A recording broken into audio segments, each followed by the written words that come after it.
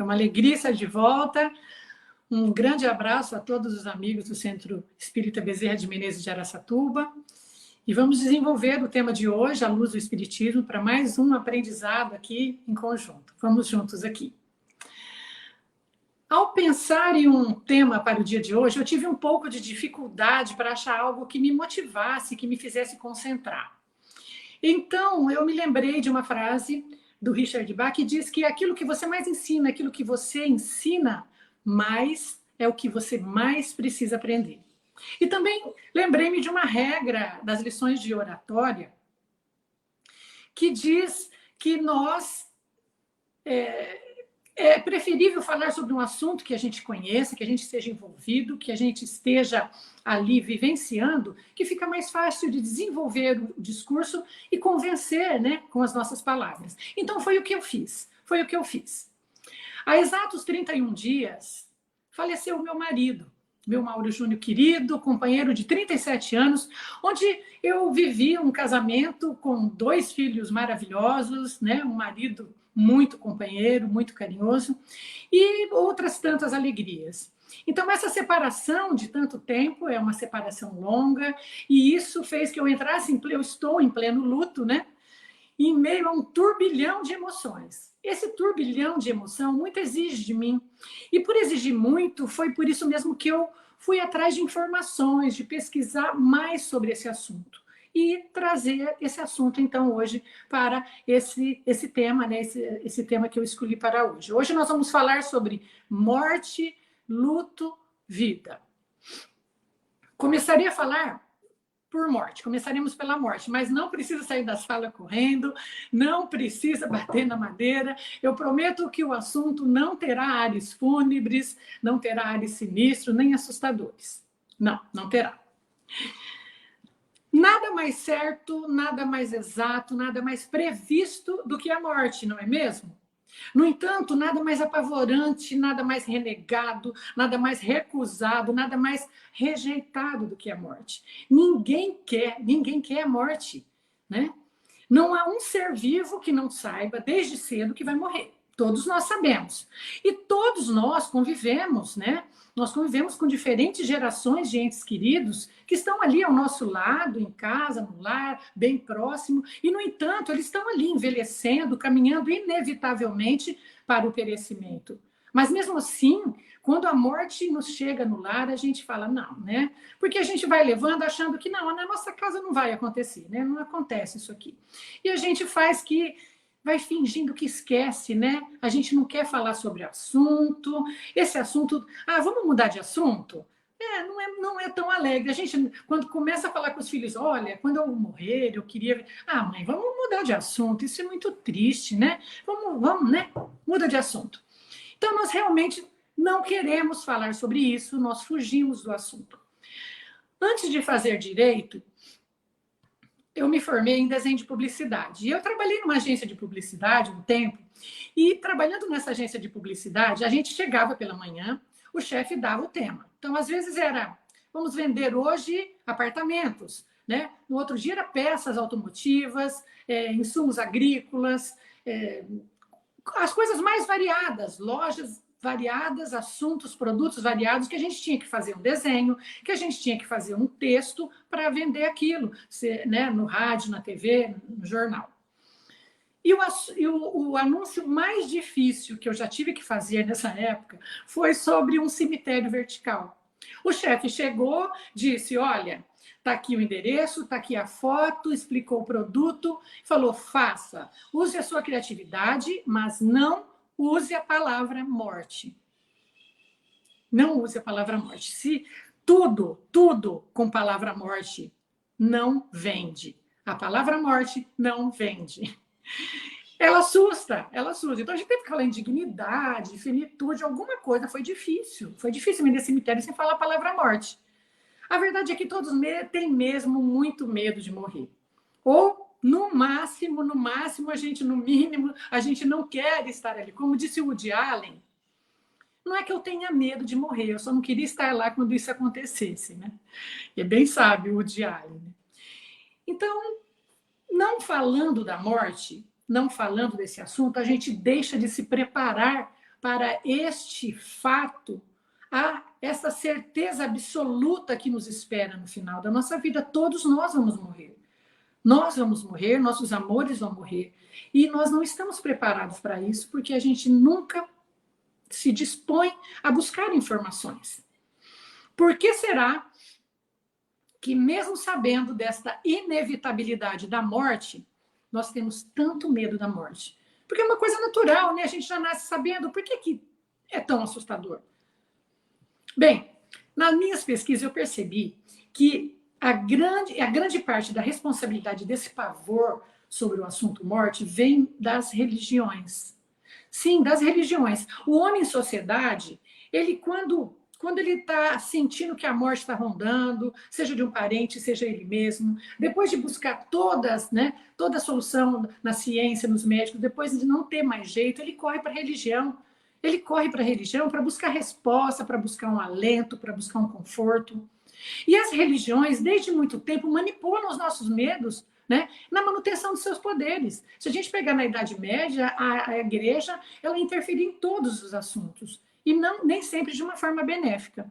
Com relação à morte, esse homem que procura a igreja, né, a religião, para resolver a sua dor, a igreja, ao invés de educá-lo, ela o assusta mais, porque ela traz para essa equação temas como culpa, remorso, né? Isso tudo ali, e isso tudo cercado por um séquito de personagens assustadores. Então, a gente tem ideias pré-concebidas, e lá no nosso inconsciente, há muito tempo, nós temos ideias de purgatório, céus, infernos, morte, né? Isso é como se fosse assim, penas eternas. As penas eternas que a igreja às vezes pregava. E ela que tinha que salvar-nos. Então, ao invés de nos preparar, ela acabava nos assustando mais. Porque do lado de lá, a gente não sabia, tinha essas coisas fixas nos esperando e personagens nem sempre muito agradáveis. Porque mesmo o pastor, mesmo o padre, mesmo o religioso, eles que são pessoas que têm uma bondade, uma visão que quer ajudar. Eu estou falando da cúpula da igreja, daquele modo da igreja se portar, quando ela preferia, às vezes, vender os dogmas, vender a indulgência, vender a salvação, a nos instruir sobre isso. Então, a gente ficava imaginando todo esse lugar, para onde vamos? É um lugar fixo? Até os santos, até o Deus ali, ele era muito severo, que para entrar no céu tinha que passar ali por um que tinha a chave, ele não era tão fácil. E do outro lado, havia lugares quentes, assustadores, né? Então, essa ideia cooperou por muito tempo no nosso inconsciente e ainda ajuda, né? E ainda existe no nosso inconsciente coletivo essas ideias, que muito assusta, já que eu não sei exatamente o que vem do lado de lá, né? Então, o homem de bem que fez tudo certinho, mesmo esse fica com medo. Por quê? É como ir fazer uma prova. Você acha que foi bem, mas você chega lá e você percebe que algumas respostas, e eu achei que tinha acertado e eu errei. Então, o homem de bem que fez tudo certo, ele fala, vai que eu errei. E se eu errei, como é que fica, né? Como é que fica? Como é que eu vou ser recebido, né? E então, essa ideia, isso tudo faz com que todos tenham muito medo da morte, né?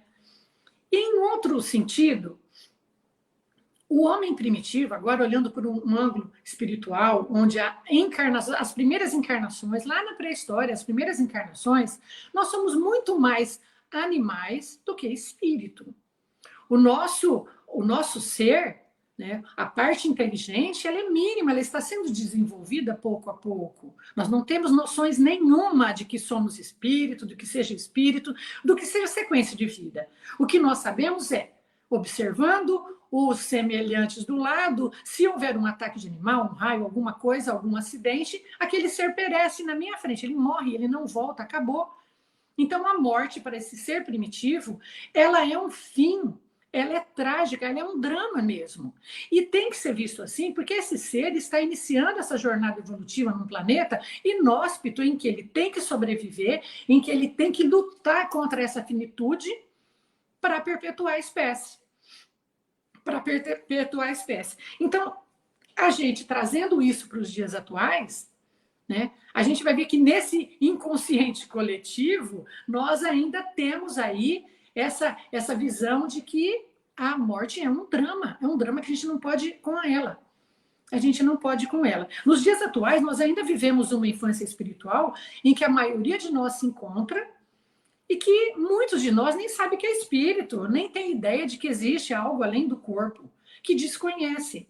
Então, o desconhecido, ele assusta mesmo. Ele assusta. Quando a gente vai fazer uma prova, chega na aula, a gente nem estava sabendo que tinha prova. Chega uma prova, fala, nossa, eu não estou preparado. A gente fica apavorado. Como assim? Não é mesmo? Então, isso tudo vai cooperando, esse desconhecimento, esse despreparo, para que a gente veja a morte como algo muito assustador. E se a gente não se prepara, sem se instruir, nós vamos mesmo tratá-la sempre como um tabu trágico, né, a nos apavorar.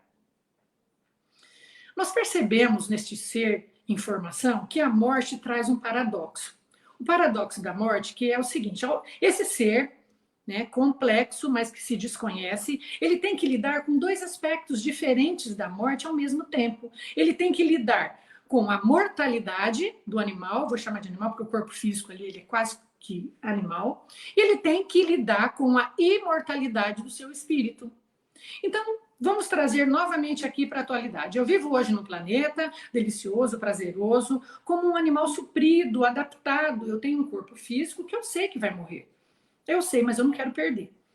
E eu vou vivendo, eu tenho que conviver, então, com a minha mortalidade e entendê-la a ponto de desenvolver em mim o desprendimento necessário para não sofrer muito ao me apegar a essas coisas transitórias, porque eu sei que vou morrer. Eu tenho um fim aqui eu tenho um fim. Então, eu tenho que lidar com essa mortalidade e buscar esse desprendimento, ao mesmo tempo que eu tenho que lidar com a minha imortalidade para desenvolver a transcendência que vai me levar adiante onde não existe um fim. Então, imagina, essas duas coisas ali convivendo ao mesmo tempo, é complexo. É complexo, realmente é um assunto complexo. Só que agora nós não estamos mais lá num planeta inóspito, no começo de uma encarnação em que a gente tem que sobreviver a qualquer custo. Nós já estamos desenvolvendo, o nosso espírito já acordou, né? Nós já estamos aí com a inteligência mais desenvolvida e dá para trabalhar isso num outro nível se a gente for buscar informações. Se nós, né, não nos recusarmos, nós vamos continuar agindo como aquele animalzinho que a hora que vê a morte por perto, prefere correr para baixo da cama, né? E se esconder ali, porque tudo fica muito, muito assustador, né? Tudo fica mais claro se eu considero que eu tenho um espírito que sobrevive a isso. Mas se eu considero apenas que existe, né, o meu corpo que perece, que é o mais importante, se eu sou mais materialista, se eu não considero o espírito que sou, tudo fica muito assustador, muito assustador. Essas contradições, elas só se resolverão quando a nossa... Só um momento. Essas contradições, elas só se resolverão quando a nossa racionalidade for trabalhada, buscando essas informações e tirando definitivamente esse medo, né, desse algo que nós desconhecemos. Quando a gente tira esse desconhecimento, nós conseguimos encontrar a luz da compreensão de que morrer é apenas mudar de meio com troca de roupa. Morrer é apenas mudar de meio com troca de roupa. Allan Kardec, no livro As Gênese, no capítulo 11, nos diz o óbvio, nos lembra o óbvio. Ele diz o seguinte: por ser exclusivamente material, o corpo sofre as vicissitudes da matéria. Depois de ter funcionado por algum tempo, ele se desorganiza e se decompõe. O princípio vital, não mais encontrando elemento para sua atividade, se extingue e o corpo morre. Né? Simples. O espírito, para quem o corpo sem vida é inútil, deixa-o como se deixa uma casa em ruínas ou uma roupa imprestável. O corpo, pois, é apenas um envoltório destinado a receber o espírito. Não é simples? Nós que somos espíritas sabemos disso. O que nós estamos fazendo aqui? Nós estamos desenvolvendo, aprendendo nas experiências a desenvolver o espírito que somos. Como a gente faz isso?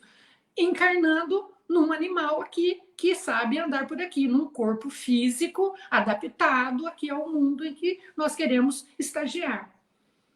Então, isso, nós precisamos de trajes diferentes para andar em lugares, né, para nos adaptar a lugares, aos meios diferentes. Então, se eu vou para o fundo do mar, é um meio diferente do que eu estou vivendo agora.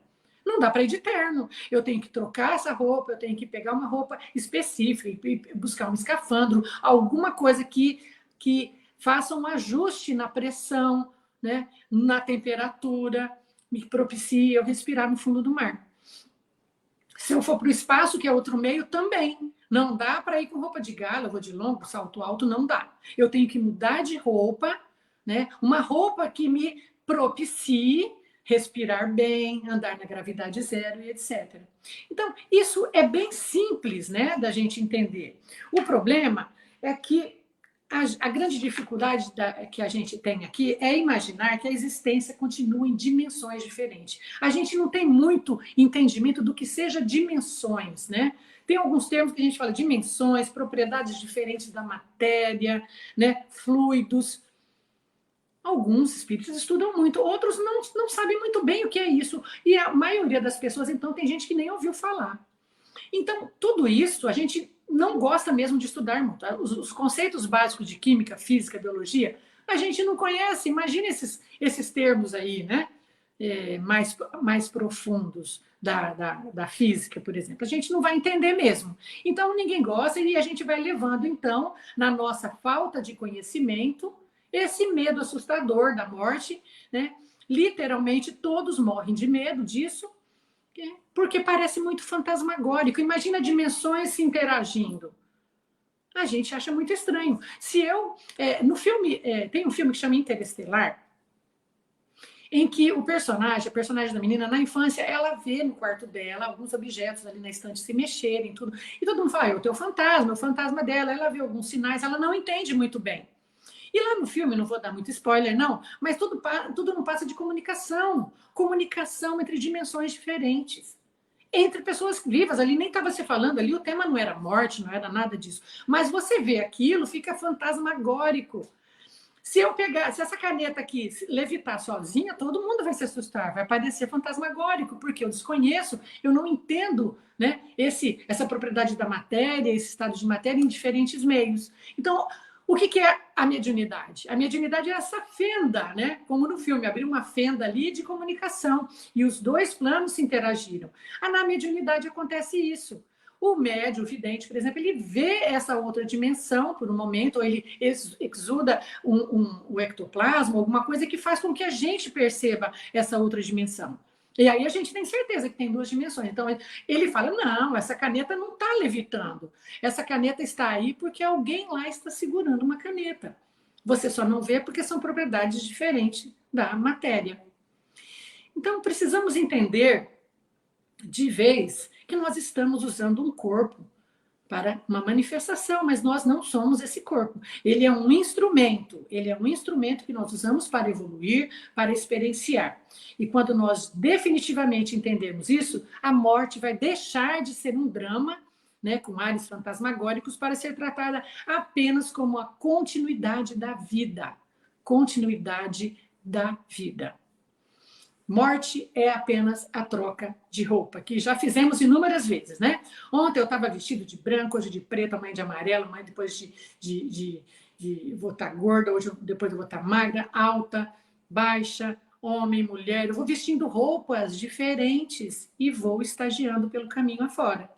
Então, há uma vida eterna depois da morte. Não é muito legal saber disso? Mas eu já sabia. Sim, mas a gente sabia que havia uma vida eterna, né, estática.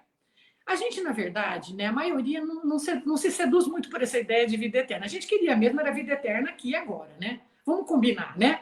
Não, porque nós queremos vida aqui com tudo que a gente possui aqui. Com o meu corpo, a minha casa, minha bicicleta, meu carro, meu dinheiro, meus prazeres. Porque vai que do lado de lá não tem isso, né? A gente fica duvidando, né? A gente crê duvidando, não tem informação, sei lá, né? Vai que do lado de lá não tem, né? Não tem sorvete, não tem internet, Coca-Cola, não tem chocolate, não tem música, não tem sexo, drogas e rock and roll. Como é que eu vou viver? Vamos ficar por aqui, que aqui já tem, aqui eu sei que tem. Tá legal viver aqui, né? Então, viver aqui, a vida eterna aqui, é o que todos querem.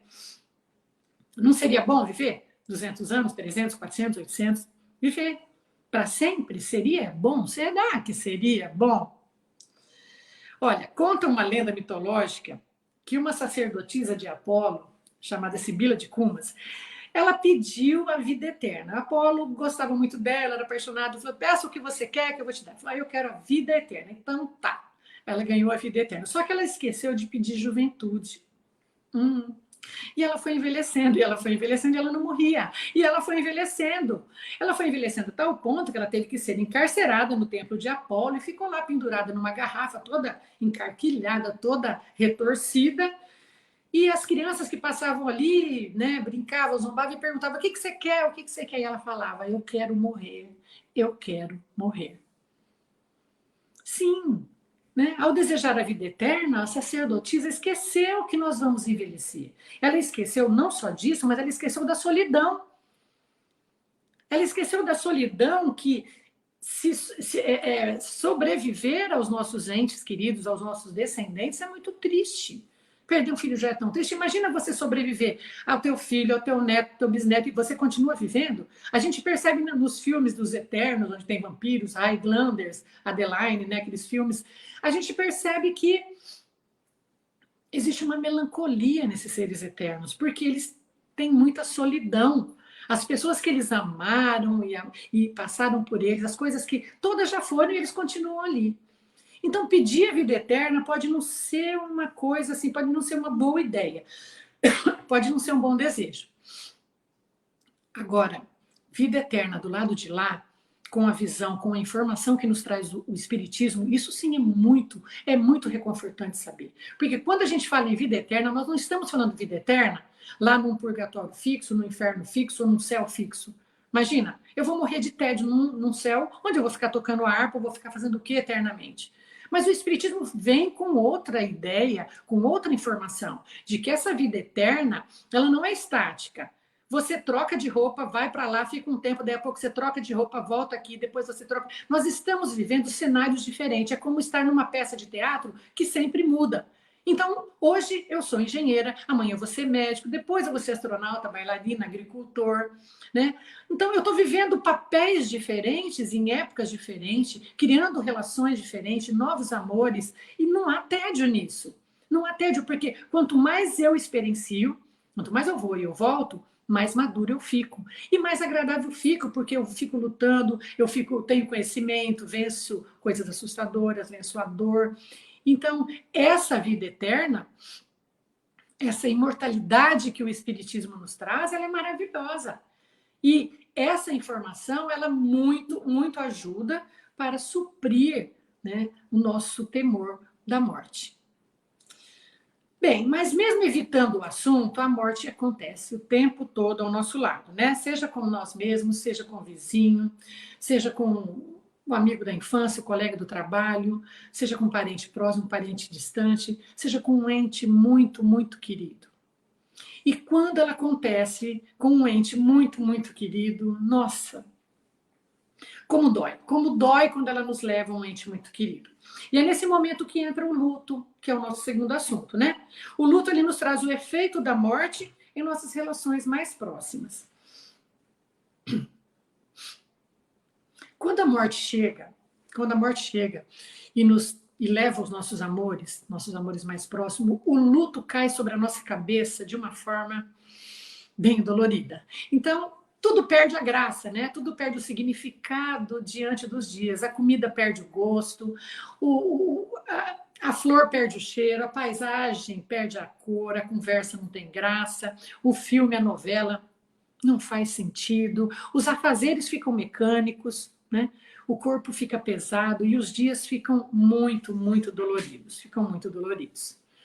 É uma fase muito, né, de muita tristeza, de muito sofrimento. Mas a gente tem que passar, não é mesmo? O significado de luto no dicionário é bem simples. Ele quer dizer pesar pela morte de alguém, né? Sentimento de pesar pela morte de alguém. Isso é de fácil compreensão. Mas a vivência do luto, ela é bem mais complexa que isso, ela é bem mais complexa. E essa complexidade, ela é proporcional à força dos laços que nos unia àquela determinada pessoa. Quanto mais forte esses laços, mais profundo é o luto. Luto, né? Tem que deixar bem claro que se a gente tem luto é porque tem amor. Luto tem nas relações mais profundas. O luto, eles dizem em psicologia que tem um luto que não é da morte. Nós estamos falando aqui do luto da morte. Porque quando a gente perde um amor numa relação, um divórcio, né? Me divorciei, me separei. Então, assim, viveu 30 anos, separou, é uma perda considerável, é um luto ali. Um trabalho que você teve um trabalho, uma empresa de muitos anos e você perde aquilo, vive-se o luto. Mas hoje aqui nós estamos falando do luto da morte, a perda pelo afastamento, pela morte. E essa perda, essa vivência do luto, ela é complexa e está ligada ao amor. Não existe luto sem amor. Quando você desconhece a pessoa, você não tem uma ligação, você sente, às vezes, o parente distante, mas você não vive o luto. Luto você vive quando há uma proximidade, há uma profundidade nessa relação. Então, ele é proporcional a essa profundidade. Quanto mais próximo, se você convive, por exemplo, nós temos pais, mães, irmãos, que às vezes moram em outras casas. A gente tem uma relação, mas a morte natural, ele vai levando os nossos entes queridos e a gente tem um luto de né, profundo, sofrido, né, de uma forma. Mas se nós temos se a morte ocorre em pessoas muito próximas com as quais convivemos todos os dias, seja um filho, seja um marido, seja um companheiro, que está ali morando com a gente, e eu falo assim, companheiro, é mais complexo porque você faz tudo junto com aquela pessoa. Então, ela é quase que uma extensão sua. Então, o luto pode ser bem mais aprofundado quando é assim, quando é mais próximo, ou quando a gente vive, né, a dor maior, a perda de um filho, né? Por quê? Porque aí foge ao andamento natural, né? Nós perdemos os nossos descendentes, realmente é uma dor, é a dor mais profunda. Mas voltando aqui ao luto, né? Nós podemos ser espíritas, como disse a Valéria, nós estávamos conversando um pouquinho antes, nós podemos ser espíritas, espiritualistas, médium-videntes, né? O médium-vidente, ele vê, ele tem certeza que tem lá uma vida que tem uma sequência. Nós podemos ter uma compreensão muito boa da imortalidade, né? Entender o que seja imortalidade, mas nós não somos robôs. Nós não somos robôs. Então, dentro da complexidade que nós somos, mora um ser emocional, que vai sofrer muito pela separação do caminho, pelas separações todas que a gente vai ter no caminho. Então, a morte vai fazer, qualquer espírita vai sofrer. Não com o desespero, talvez, por entender, né? Nós vamos entender que tem uma sequência, isso já é um acalanto, é um alento, né? Já facilita muito. Mas a dor da separação, triste, não é uma coisa alegre. Então, em meio a esse intenso convívio que a gente tem, que a gente tinha, chega o luto trazendo um sentimento de tristeza, de vazio, de frustração, de impotência, de solidão e mesmo de raiva, de indignação, de culpa, tudo junto ali, ó, misturado, a gente começa a sentir isso tudo junto no mesmo dia. No mesmo dia, e junto a isso, minhas dores físicas, né? Porque você não dorme direito, então você tem tensões musculares, tem indigestões, tremores, né? Tonturas, dor no peito, sudorese, coisas que a emoção provoca. E a vida está ali, nos cobrando atitudes. Nós temos que trabalhar, nós temos que resolver coisas. A vida está ali, nos cobrando uma sequência, apesar de termos perdido um ente tão querido. A vida está seguindo e nós devemos reconstruir o nosso mundo sem a presença daquela pessoa. Isso é muito difícil. Esse momento é uma tarefa muito difícil. Mas se nos primeiros dias, nesse primeiro momento, a gente acha que vai ser impossível superar essa dor, é o tempo quem vai se encarregar de nos levar adiante, é o tempo que vai cicatrizando pouco a pouco essa ferida. O tempo é uma peça fundamental na superação do luto, se nós usarmos a favor. Porque se às vezes a gente usa esse tempo não bem, isso pode ser mais complicado, como veremos à frente. Então, o luto é uma fase que tem que passar. O que não é natural é sentirmos essa tristeza de uma forma prolongada, além do tempo razoável que ela tem. Então, é como jogar um joguinho que você tem a fase, você mudou de fase, você muda de instrumento, você muda de personagem para você seguir o jogo. Mas quando a gente para, fica estagnado naquele luto, naquela tristeza prolongada, né? Além daquele tempo que seria razoável escoar, e cada um tem o seu tempo, aí começa-se a complicar. Aí começa a se complicar. Vale lembrar aqui que nós temos outros amores ao nosso lado. E que nós podemos reescrever uma história, não anulando aquela história, mas trazendo aquela história e complementando, trazendo novos amores. Nós temos aqui, nós temos pais, irmãos, né? Filhos, netos, bichinhos de estimação, tantos seres ali que precisam que a gente siga e que distribua esse amor represado. Tem que voltar à vida. Vale lembrar também que nós temos a nós mesmos para cuidar.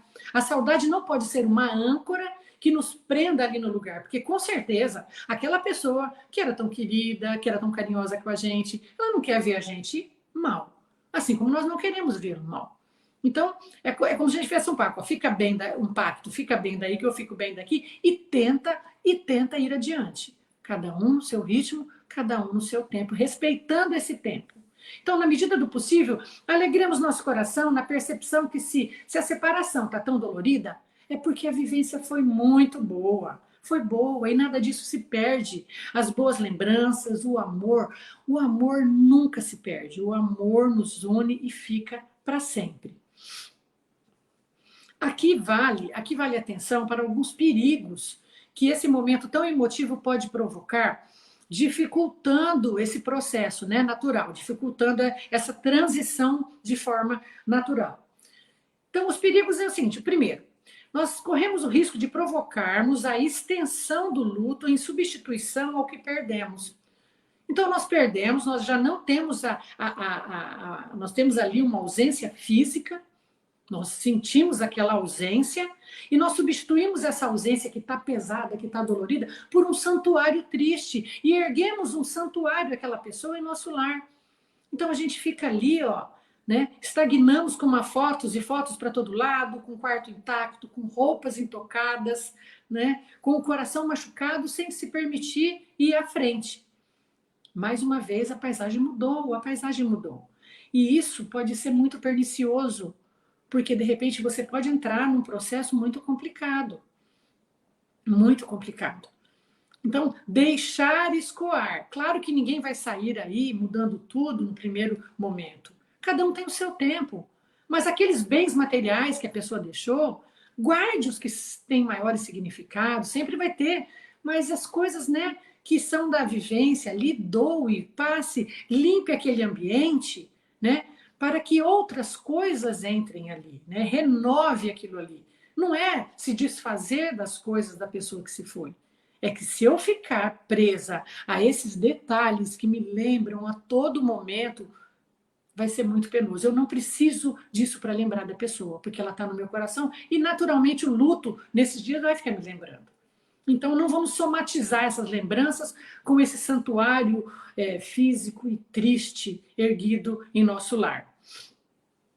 Outro segundo ponto de risco é o medo que a gente sente, que se a gente abrir mão dessa tristeza, se eu voltar a viver, eu vou me esquecer da pessoa, eu não quero. Então a gente fica ali preso, a gente evita sair, evita sorrir. Não existe perder esse amor. Nós podemos ficar longe de um amor por 30, 40 anos quando a gente vê a mesma coisa. Tem pessoas que se separaram na infância e quando volta é o mesmo amor. Então isso não faz nenhum sentido. O terceiro problema que pode complicar essa fase é deixar-se comandar exclusivamente nesse momento pelo nosso lado emocional. Veja bem, nesse momento, se eu deixar a administração dos meus dias, a administração da minha vida a cargo desse ser destrambelhado de emoção, desse ser que está no centro de uma tempestade de dor, de sentimentos confusos, eu corro o risco de caminhar para a depressão ou o luto sem fim. E aí eu vou precisar de ajuda técnica para sair disso. Eu vou precisar de ajuda técnica. Aqui é preciso eu acionar a minha racionalidade. Eu preciso trazer a minha racionalidade à tona, o meu lado racional é quem vai podar os excessos da minha tristeza. É o meu lado racional que vai evitar que eu abra as fotos fora de hora. Não, espera aí, não. Né? A gente às vezes não conversa com a gente e fala, não, agora não é hora de olhar isso. Isso vai fazer você chorar. Não é hora. Né? Pare com a repetição dessa música triste nesse disco, né? Disco riscado que a gente fica ali ouvindo e chorando, chorando. Pare. Você não precisa disso para chorar. Então, esse choro sem fim, a prostração, o descuido com a alimentação, com a higiene, o santuário intacto que a gente acabou de falar, o isolamento, o sono eterno, essa fuga da realidade. Tudo isso é o meu lado racional que vai ficar ali cuidando, né? Cuidando, vai ficar podando que eu me aprofunde nessas coisas e prejudique esse luto. Se o meu lado racional, né? O meu lado racional eu não consigo acessá-lo nesse momento que eu já estou emocionalmente abalada, eu preciso delegá-lo. Eu preciso ter um mínimo de consciência que eu preciso delegar esse lado racional, essa racionalidade, para alguém que está ali perto e que sempre vai ter alguém perto que vai estar tentando fazer isso. Ou é um amigo, ou é um vizinho, ou é um filho, né, uma funcionária. Sempre tem alguém falando, não, vamos comer um pouquinho, né? Vamos dar uma volta, vamos andar, olha, hoje você vai tomar um banho, né? Vamos passear? Não, não quero, não. Então amanhã você vai. Então a pessoa vai dosando de pouco em pouco e eu vou delegando essa função racional e vou aceitando, né? Porque não adianta nada eu delegar e não vou aceitar. Não, não vou fazer nada disso, eu quero ficar aqui, pronto, acabou eu primando. Isso é maturidade para enfrentar o luto. Saber que nós somos aí um ser complexo, que tem emoção, mas que também tem mente, espírito. Então, tudo isso ali vai sendo trabalhado. Esse emocional é que está no comando, não pode. Esse emocional é que está no centro das atenções nesse momento de dor. Tudo bem, deixa ele chorar, deixa ele colocar para fora essa dor. Mas a gente tem que ter o racional para fazer isso de uma forma saudável.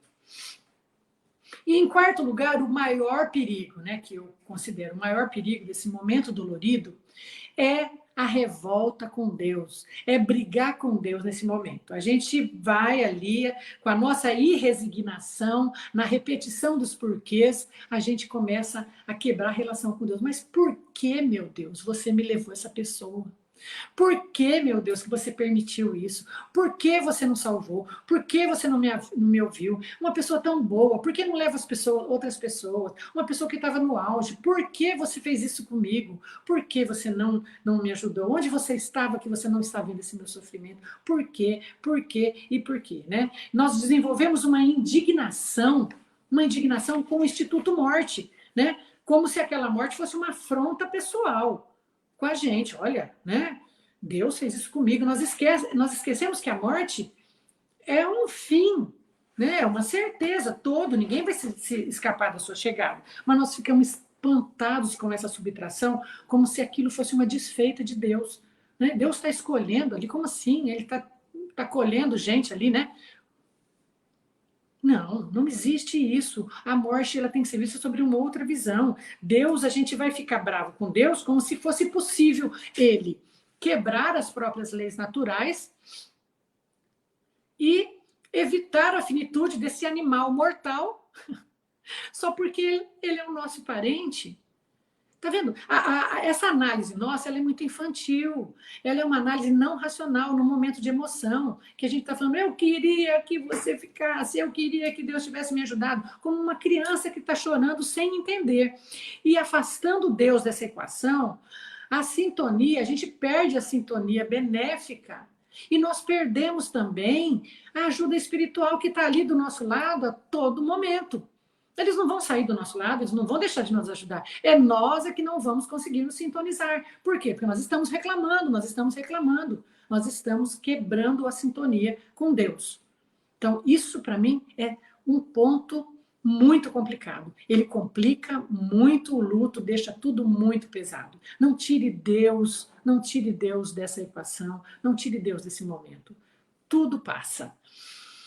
Bom, confusões, equívocos, desacertos, sem saber o que fazer, né? A gente não sabe o que fazer, dá o vazio, tudo isso acontece no luto. E por isso essas confusões emocionais, por isso é bom a gente se informar sobre luto, sobre a morte, antes que ela ocorra, antes que a gente viva esse momento. Porque a gente entendendo isso, na hora que ocorrer, nós vamos estar mais emoção do que razão, né? Mas vai ter informação lá guardadinha que vai muito nos ajudar. Então, cada um é um ser único, cada um tem um modo, um ritmo de sair desse processo. Mas o que eu observei é que tem dois pontos fundamentais para que o luto se processe, que a gente saia dele, que a gente siga em frente, né, de uma forma bem saudável. Tem que haver dois pontos. Primeiro é o tempo. O tempo é fundamental nessa restauração. Não adianta querer ir rápido demais, não adianta querer pular etapas, cada um tem um ritmo, né? Nesse primeiro momento, nesses primeiros meses, eu acho, nos primeiros dias, é muita confusão, realmente não dá. Desse um tempo, sim, para descansar, para se reestruturar. E em segundo ponto, o que mais ajuda na melhoria do luto é a prece. Então, tempo e prece. Tempo e prece. É nos momentos que mais dói o coração que a prece profunda, porque nesse momento a gente faz uma prece profunda, né? A gente suplica ali. É nesse momento que daquela prece a gente percebe que vem uma ajuda de várias formas. Seja numa inspiração sutil, né, que nos chega para a gente sair daquilo ali, para a gente não fazer aquilo, para a gente andar por ali. Seja um animalzinho que pula no nosso colo para tirar o foco daquela ideia fixa, né? Seja um anestésico momentâneo que nos desce em forma de passe, que você não sabe de onde veio, mas que você sente um alívio, né? Você sente que aquela falta de ar passa. Então, seja uma flor que chega, um amigo, seja um ente querido próximo que nos chacoalha em um abraço, né? Mostrando, lembrando que a gente deve seguir à frente e tocando a nossa alma. Então, a pressa, ela traz muito disso, ela tem um efeito mágico de trazer, trazer um lenitivo, um equilíbrio, aqueles momentos em que o desespero parece que vai tomar conta, né? Ela é milagrosa, é o que vai nos dar suporte, estrutura na passagem desses dias. É extremamente benéfica para nós e para o ser que foi, que partiu. Ele também tem saudade, ele também está se adaptando, né? Ele também está ligado a essa situação. Então, essa prece vai ajudar a mim e a ele se reestruturar, se amparar nesse momento que é triste mesmo, porque tem uma ausência ali que não tinha, né? Então, vamos entender isso. Emmanuel nos diz o seguinte: ninguém pode imaginar, enquanto na Terra, o valor, a extensão e a eficácia de uma prece nascida na fonte viva do sentimento. Quer fonte mais viva do que esse sentimento? Que nós estamos tão ligados ali a esse amor que tem lá no luto? Então, creia, a prece vai sempre ajudar. Não se desligue, reze e ore, que a nossa saudade seja a nossa homenagem ao ente que foi, juntamente com a nossa disposição de se melhorar. E vamos orar, sim, muito por nós e por ele, para que a gente consiga ir adiante no curso evolutivo que nos espera em nossa existência. Bem, falamos de morte, falamos de luto, e agora falta falar de vida. Tudo é vida, tudo é vida. É comum entre nós a gente ouvirmos esse incentivo para viver a vida como se ela não fosse, né? Se não houvesse amanhã. Viva a vida como se não houvesse amanhã, amanhã a gente morre e a gente não sabe bem o que tem do lado de lá, porque nunca ninguém voltou mesmo para contar, então vamos viver o que é agora. A gente ouve muito isso, né? Essas frases foram eternizadas, né? Nunca ninguém voltou para contar. Mas como assim? Voltou sim. Voltou sim. Os próprios mortos voltaram para nos contar. Voltaram para nos dizer, desde sempre eles se comunicam. Se antes era difícil a publicidade dos papiros, né? Depois do advento de Kardec, com a sua racionalidade, com a sua pesquisa séria e profunda sobre a vida espiritual, sobre o mundo espiritual e a vida após a morte, só não vê quem não quer, só não ouve quem não quer. Porque está aí o tempo todo, os mortos estão falando o tempo todo, trazendo informações reais e provas inequívocas de que sobrevivemos. a essa passagem em outro plano. Sim, a vida continua. Ah, você ainda duvida? Então, pegue a obra de Chico Xavier, mais de 400 livros ali, que ele tem provas, tem recados específicos, com endereço, tudo comprovado. Então, temos provas, sim. Temos provas, assim, não dá mais para ir para esse lado aí de que, né, ninguém voltou para contar. Estão voltando o tempo todo, o tempo todo. Sim, eles voltaram. E para os que procuram se informar, a notícia trazida é promissora, porque ela traz um definitivo alento que tira esse lado sinistro da morte. Veja bem, a natureza não dá salto. Os nossos entes queridos que foram não viraram fantasmas. A tua mãe, o teu pai, o teu irmão, o teu amor, ele não virou um fantasma. Ah, eu vejo gente que às vezes vem do velório morrendo de medo, mas, gente, é um ente tão querido. Você acha que ele vai te assustar agora? Ele vai, né, com tanta coisa para resolver, ele vai voltar para te assustar nesse momento? Então, claro que o desconhecido assusta, mas com essas informações trazidas, né, pelos próprios mortos, é um alento que tira esse lado assustador, fantasmagórico da morte e também trabalha os nossos anseios, nos ajudando a uma boa passagem com essas informações, e também traz um conforto, traz um consolo a nos envolver nessa dolorida separação, né, deixada por nossos amores.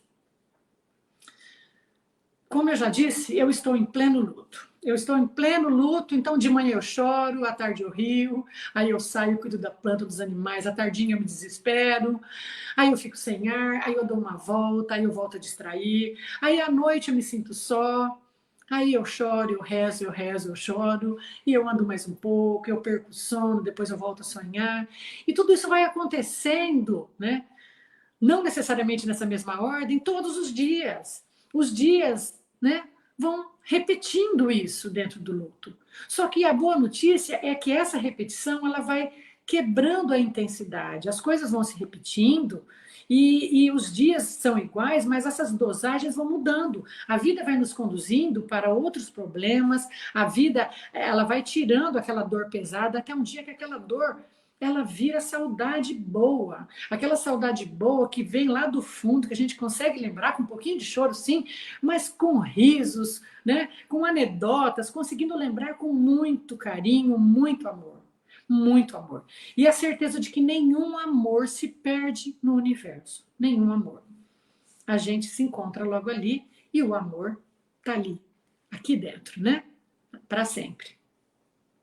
No filme Interestelar, que eu já até citei, existe um diálogo em que astronautas eles estão no espaço, né, buscando, eles estão em dúvida se eles estão sem combustível e tem que escolher entre os dois planetas para que eles vão pousar.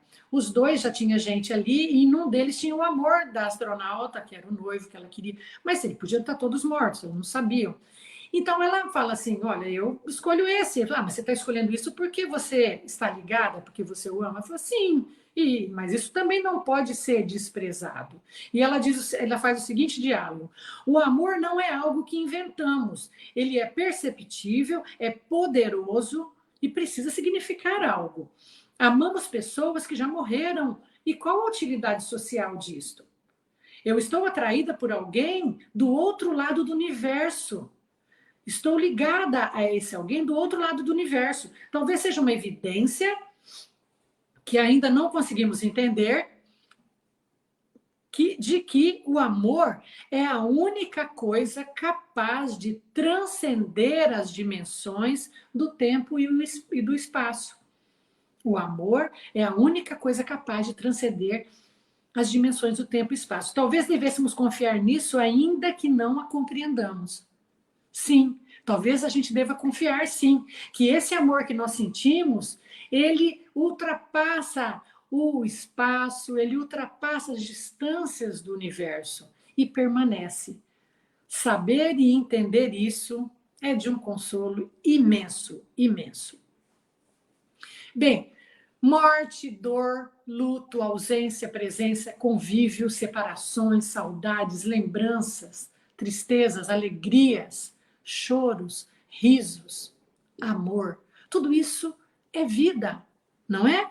Tudo isso é vida abundante, é vida rica em experiência e aprendizado de um ser imortal que apenas se separou de outro ser imortal. Apenas se separou.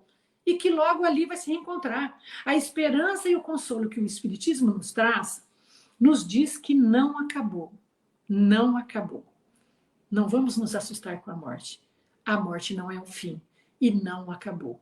A vida continua e logo ali a gente volta a se encontrar, a gente volta a se abraçar. Com certeza, com toda certeza. Eu agradeço muito a atenção, a companhia de todos vocês. Agradeço muito, é um prazer estar aqui falando com vocês, repartindo esse estudo, tá? Eu peço que Deus abençoe a todos e que essas palavras possam trazer um pouco de alento a pessoas que estejam vivendo, assim como eu, um luto, que já viveram, né? Todos vamos viver também um dia, mas fica aqui o aprendizado e o meu desejo de que Deus abençoe e dê uma ótima semana a todos vocês. Muito obrigada. Obrigada, Laura. É incrível ver você, né, numa época tão recente, falar com tanta profundidade. Nossa, obrigada, viu, querida? Obrigada por ter aceitado esse convite. Eu é que obrigada agradeço. por estar aqui falando sobre isso, que é uma experiência tão recente para você. Viu? Eu é que agradeço, porque isso me serve muito, né? Claro que eu, como eu disse, eu que mais aprendo aquilo que ensino. Então, eu precisava muito falar disso. Eu sei que aniversário pode ser um tema assustador, mas Não, é apenas vida, né? É apenas vida. É isso mesmo. Muito obrigada, sinta-se abraçada por todos nós. E, para finalizar, eu ofereço a todos, e a você especialmente, uma prece do livro Vigiai e Orai, de Carlos Bacelli, para que a gente encerre essa palestra de hoje. Morte. Não pranteis em desespero aqueles que te antecederam na grande viagem. A morte é indispensável à renovação de todos os seres e de todas as coisas. Se não morrer, a semente de trigo não se transforma em pão. A vida no corpo físico é simplesmente um estágio, dentre os muitos que o espírito efetua em sua jornada para Deus. Sobre a terra, os homens desfrutam temporariamente da companhia uns dos outros. Quando alguns espíritos chegam, outros partem, tornando a pátria verdadeira. A separação definitiva entre os que se amam jamais acontece. Não questiones os desígnios superiores com amargura no coração. Transfigura a dor da saudade em obras de amor consagradas à memória dos entes queridos que partiram. Ofereço a você essa mensagem e o nosso abraço carinhoso e que todos, então, como eu, como todos, com certeza, possam refletir, né, sobre essa verdade que é uma das únicas certezas que nós temos quando estamos aqui, mas é aquela certeza que sempre nos angustia, né? Como a Laura muito bem explicou e falou. Muito obrigada, um beijo a todos, um beijo no seu coração, Laura querida. Obrigada, obrigada. Beijo para você. A todos. Beijo a todos. Tchau. Obrigada.